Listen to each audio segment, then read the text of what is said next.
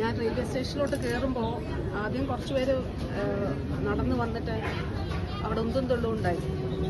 എനിക്കിപ്പോ പക്ഷെ ഞാൻ നടന്നു വന്നപ്പോ എനിക്ക് കഴുത്താനക്കാനും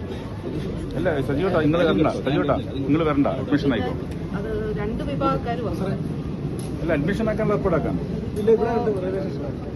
അപ്പൊ അത് കഴിഞ്ഞിട്ട് ഞാൻ വെറുതെ നടന്നു വരുമ്പോഴാണ് എനിക്ക് ഈ കഴുത്തിന്റെ ഇവിടെ നല്ല പെയിൻ ഉണ്ട്. അഡ്മിഷൻ ഹോസ്പിറ്റലിലേക്ക് പോട്ടെ. പരിക്കുണ്ട്. ശരി ശരി. ഞാൻ കേൾക്കാൻ റെയിൽവേ സ്റ്റേഷനിലാണ്.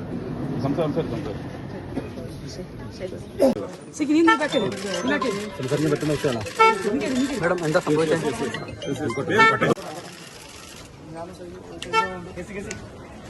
മിനിസ്റ്ററുടെ കഴുത്തിന് പരിക്കുണ്ട്. മിനിസ്റ്റർ ഇപ്പം ഈ ട്രെയിനിൽ സഞ്ചരിക്കേണ്ട എന്റെ കൂടെ മിനിസ്റ്റർക്ക് പരിക്കേറ്റിരിക്കുകയാണ്. അപ്പൊ മിനിസ്റ്റർ ഇപ്പം അഡ്മിറ്റ് ചെയ്യാൻ പോകും.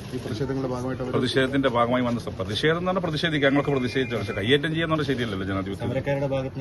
സമരക്കാരനെ ആക്രമിച്ചു. പിന്നെ ആക്രമിക്കാൻ? അപ്പൊ സമരക്കാര് കയ്യേറ്റം ചെയ്തു, കഴുത്തിന് പരിക്കും. ഞാൻ അദ്ദേഹത്തെ കാത്തിവിടെ നിൽക്കുകയാണ്.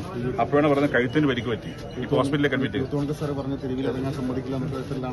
അതിപ്പോ ഏതാണ്ട് അങ്ങനെ തന്നെ കാണുന്നത്. മന്ത്രിമാർക്കെതിരെ കരിങ്കൊടിയും സമരവും നടത്തിയ ആൾക്കാരാണ് നമ്മളൊക്കെ അതിന്റെ പ്രൊഡക്ട്സായി വന്ന ആൾക്കാരാണ്. പക്ഷേ ഈ രീതിയിൽ മന്ത്രിയെ കയ്യേറ്റം ചെയ്യുന്നത് ജനാധിപത്യത്തിന് ഭൂഷണമല്ല. അത് അപലപിക്കപ്പെടേണ്ടതാണ്. ഇവരെ അഡ്മിറ്റ് ചെയ്യണം.